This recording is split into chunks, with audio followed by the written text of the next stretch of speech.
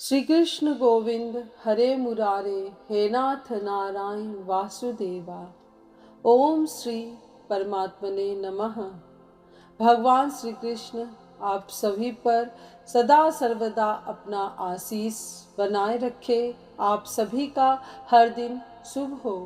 आप सभी का मेरे YouTube चैनल स्पिरिचुअल जर्नी 75 में हार्दिक स्वागत है।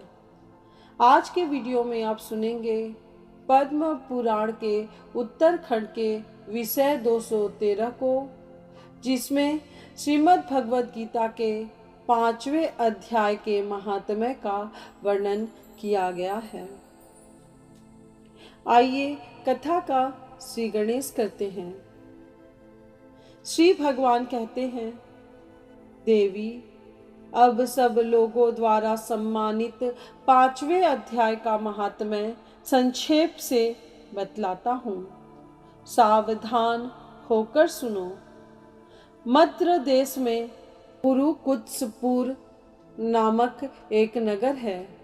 उसमें पिंगल नाम का एक ब्राह्मण रहता था। वह वेद पाठी ब्राह्मणों के विख्यात वंश में, जो सर्वथा निष्कलंक था, उत्पन्न हुआ था, किंतु अपने कुल के लिए उचित वेद शास्त्रों के स्वाध्याय को छोड़कर ढोल आदि बजाते हुए उसने नाच गान में मन लगाया। गीत, नृत्य और बाजा बजाने की कला में परिश्रम करके पिंगल ने बड़ी प्रसिद्धि प्राप्त कर ली और उसी से उसका राजभवन में भी प्रवेश हो गया। अब वह राजा के साथ रहने लगा और पराई स्त्रियों को बुला बुलाकर उनका उपभोग करने लगा। स्त्रियों के सिवा और कहीं इसका मन नहीं लगता था। धीरे धीरे अभिमान बढ़ जाने से उच्छृंखल होकर वह एकांत में राजा से दूसरों के दोष बतलाने लगा। पिंगल की एक स्त्री थी जिसका नाम था अरुणा। वह नीच कुल में उत्पन्न हुई थी और कामी पुरुषों के साथ विहार करने की इच्छा से सदा उन्हीं की खोज में घूमा करती थी।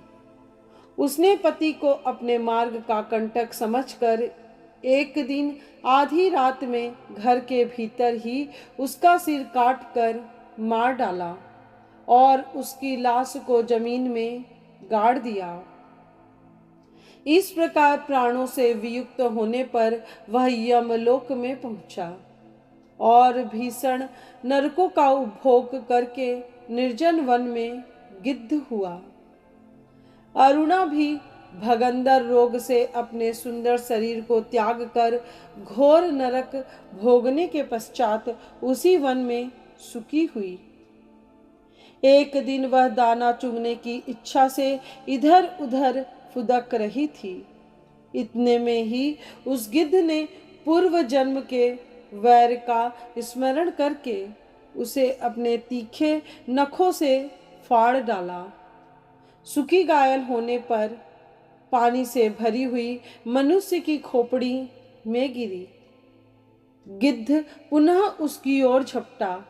इतने में ही जाल फैलाने वाले बहेलियों ने उसे भी बाणों का निशाना बनाया।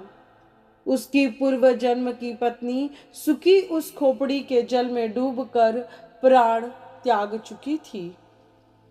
फिर वह क्रूर पक्षी भी उसी में गिरकर डूब गया। तब यमराज के दूत उन दोनों को यमराज के लोक में ले गए।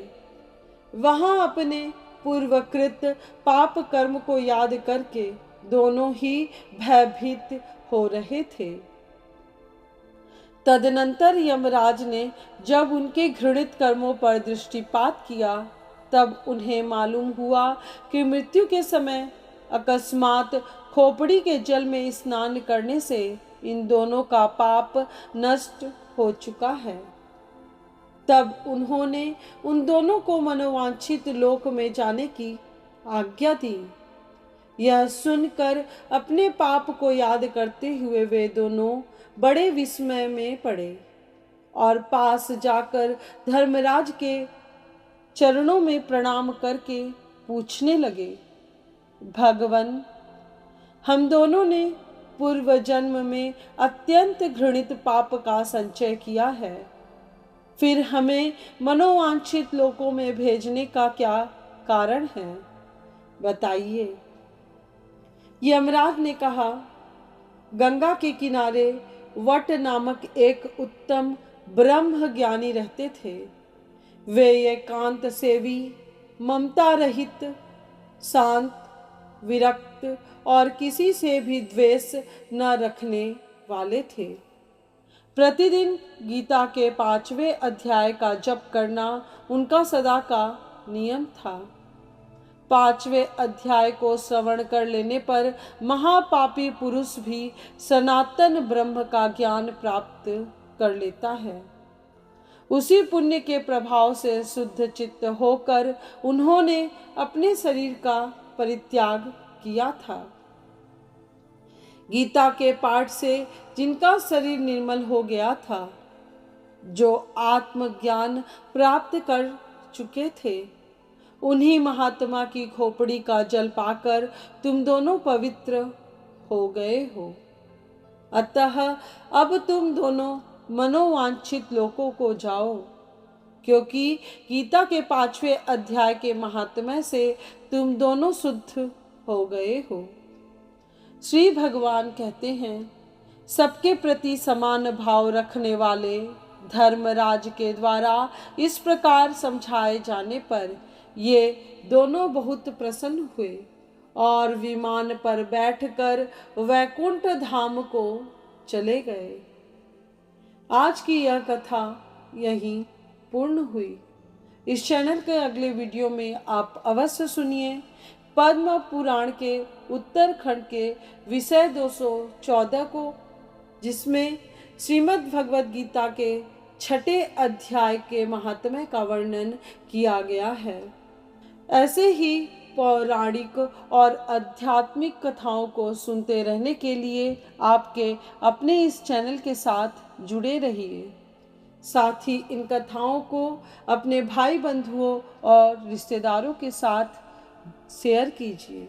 कमेंट बॉक्स में ओम नमो भगवते वासुदेवाय अवश्य लिखिएगा।